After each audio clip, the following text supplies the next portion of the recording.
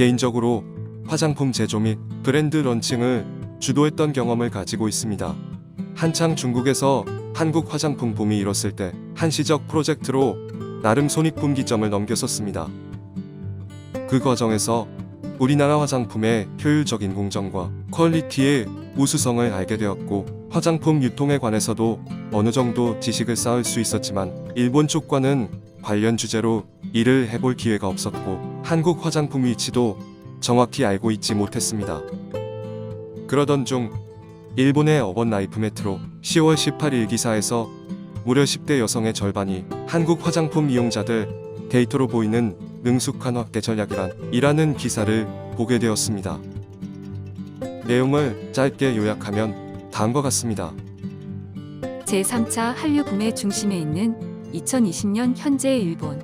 특히 최근 몇 년간 10에서 20대 여성들을 중심으로 절대적인 인기를 끌기 시작한 장르 중 하나가 한국 화장품입니다. 한국 화장품은 일본의 젊은 세대에게 어느 정도의 지지를 얻고 있으며, 또 어떻게 일본에서 사용자를 확대해 나갔을까?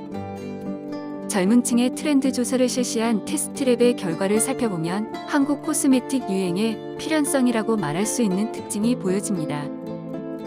한국 화장품에 관한 조사는 2020년 8월 10에서 30대 여성 6,451명을 대상으로 실시했으며 10대 1,590명, 20대 1,858명, 30대 3,003명이었습니다. 일상적으로 메이크업을 하는 여성을 대상으로 한국 화장품의 사용 경험을 물은 조사에서 현재 사용하고 있다 라고 답한 사람은 10대에서 48.3%, 20대는 33.5%, 30대는 21.1%였습니다. 즉 10대에서는 2명 중 1명, 20대에서는 3명 중 1명이 극히 일상적으로 한국 화장품을 이용하고 있는 것입니다. 화장품을 선택하는 이유로는 10대는 저렴한 가격, 20, 30대는 높은 품질이 이유였는데, 이것을 한국 화장품으로 한정하면 10에서 30대의 전조사 대상 세대에서 가격의 저렴함이 가장 컸습니다. 백화점 매장의 고급 브랜드에 대한 동경은 여전히 지금도 건재하지만, 가성비와 사용감이 좋은 것이 있으면 그쪽을 선택하고 싶다라고 생각하는 것은 한정된 용돈으로 멋을 즐기고 싶은 젊은이에게 자연스러운 흐름일 것입니다. 한국 화장품이 젊은 세대에 인기가 있는 이유는 비단 저렴한 가격 때문만은 아닙니다. 구입 동기로 10대에서 근소한 차이로 2위에 오른 것은 디자인이 좋아서였으며, 20대도 같은 이유로 40.2%, 3위를 차지하고 있습니다. 외형이 귀여워서 사는 구매를 젊은 세대들이 수록하고 있는 것입니다. 이와 관련해 주목할 만한 점은 한국 화장품 이용자 중 10, 20대 모두 약 3명 중 1명이 한국 화장품 사진을 SNS에 올린 적이 있다고 하는 점입니다. SNS와도 찰떡궁합인 화장품의 외형은 젊은 세대들에게는 매우 중요한 요소인 것입니다. 즉, 디자인이 귀여워서 사고 그것을 SNS에 올리고 그것을 본 다른 사용자가 구매를 검토하는 무한 루프 선순환이 젊은 세대를 중심으로 만들어지고 있습니다. 실제로 인스타그램을 보면 샵 코스메틱에 해시태그가 붙은 글은 약 518만 건, 샵 한국 코스메틱은 약 211만 건, 샵 K뷰티는 약 399만 건으로 매우 활발한 주제입니다. 마지막으로 약 2년 전인 2018년도 조사에서 이전에는 한국 화장품을 사용했다가 지금은 사용하지 않는다라는 사람에게 그 이유를 물었을 때 그 답의 1위는 구입 장소가 적다였습니다. 하지만 최근 2년 사이에 한국 화장품 브랜드는 극적으로 증가하고 있습니다. 즉, 불과 2년 전만 해도 구입 장소가 적다라는 약점을 단번에 극복할 수 있는 입수 루트의 증가는 더욱더 뿌리 깊은 팬의 확보로 이어질 것입니다. 일본에서 화장품 트렌드는 한국 화장품 브랜드가 견인한다라는 날이 어쩌면 찾아올지도 모릅니다. 이상입니다. 한국 화장품이 일본 화장품을 점령할 날이 찾아올지도 모른다는 말은 저희 채널이 한 것이 아닙니다. 일본에서의 데이터로 일본의 기사에서 언급한 내용입니다. K-팝, 한류 드라마, K-뷰티의 각종 패션과 먹거리까지 정말 일본의 문화생활에 한국은 더 이상 배제할 수 없는 주류가 된 것 같습니다. 그리고 이러한 현상을 보는 일본 네티즌은 역시 변함없이 자아 또는 부정으로 분노를 표출하고 있습니다. 일본에서는 금지된 성분을 사용하고 있기 때문에 특히 피부가 약한 사람은 조심하세요. 일본 기업의 태만도 한 요인.